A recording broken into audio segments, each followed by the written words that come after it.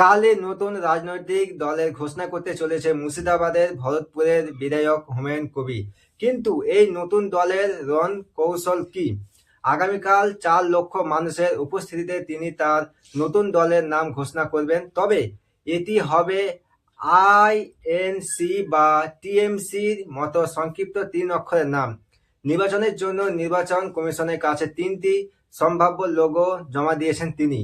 হুমায়ুন কবিরের পাখির চোখ আগামী নির্বাচন, তার লক্ষ্য কমপক্ষে 10টি আসন জয় করে কিং মেকার হওয়া। তার দাবি 30টি বেশি আসন পেলে তবেই রাজ্যে বাবরি মসজিদ গড়তে কেউ বাধা দিতে পারবে না।